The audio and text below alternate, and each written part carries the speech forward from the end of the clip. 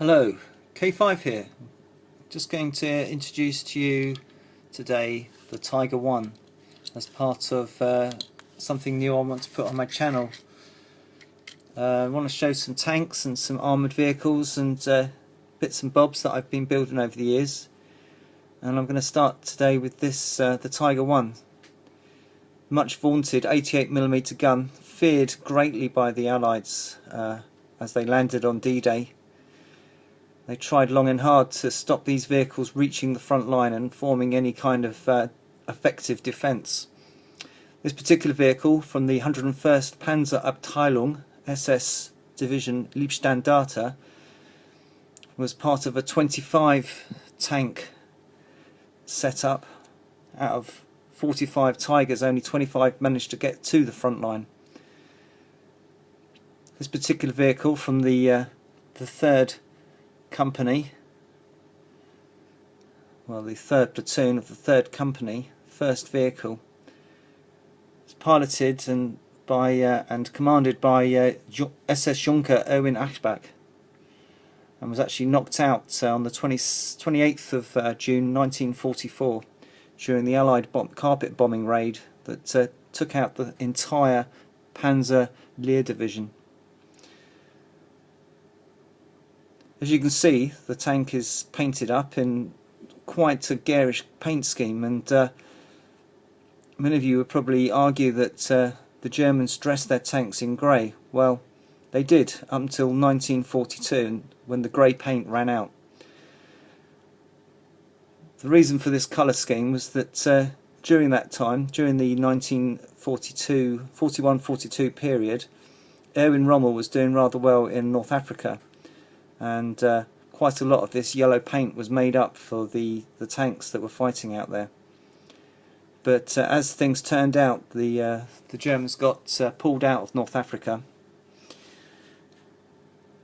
The paint scheme itself is it's a blonde yellowy colour, but it's actually sand mixed with green, and these tanks were supplied to the German frontline forces just in their yellow scheme, and then once taken on the field were individually painted by their crews in the green camouflage.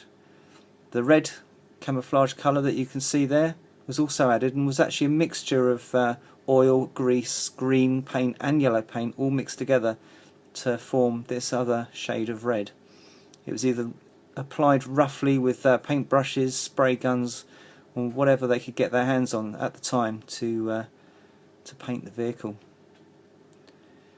Another feature of this vehicle is the crinkly, seemingly unrealistic paint surface there. Well, that is actually concrete paste put on in the factory and designed to repel magnetic mines. The Russians developed the ability for one-man teams or two-man squads to rush up to a tank and attach magnetic mines to tanks, and was quite a bane to the Germans. They learnt quite a lot from the Russian front and applied it liberally on all their vehicles from that moment onwards.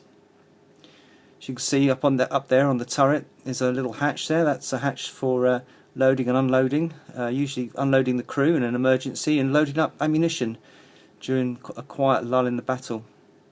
The vehicle itself is fully equipped with all the necessary equipment to change tracks and perform on battleground maintenance, basically. At the front there sits the with the little gun position is where the radio operator sits, and there's also space next to him for the driver.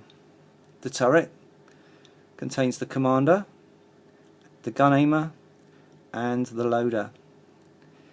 You can imagine being quite cramped up there in the turret, but there is obviously space in the hull of the tank where most of the ammunition is kept. At the rear of the hull is the engine. 2 Maybach engines power this particular vehicle. Has a Porsche suspension, and that's about it really for the defining characteristics.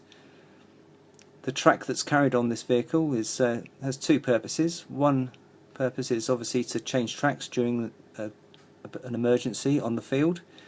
Track damage was quite common, and These, as you can imagine, being pretty heavy pieces of equipment, not very easy to change.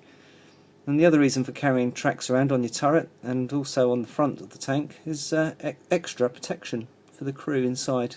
As you can imagine, all that steel and a bit more steel can't be too bad. This particular vehicle carries the 88mm gun, and this particular 88mm gun was also famous as the anti-aircraft gun. And the Germans found out during the Russian campaign that it was the only gun that could take out a T-34 effectively, and consequently it was the queen of the battlefield and could take out any Allied vehicle.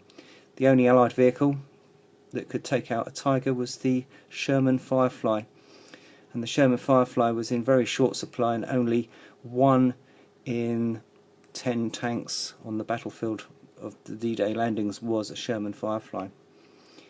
As I said earlier, only 25 of these vehicles managed to reach the front line from this Panzer division, and their kill rate was pretty good. 200 Allied vehicles destroyed. So, on that note, this is K5. Hold on a minute. Got to throw a car in. Yeah, this car. Bing! Now this is the Matchbox Buick 172nd scale. Pretty big looking there. But it's going to be pulling over this tank just so that you get an idea of the scale of today's tank.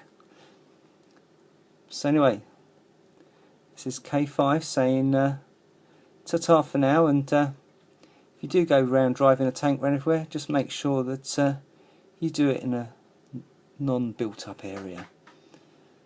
Ta-ta for now.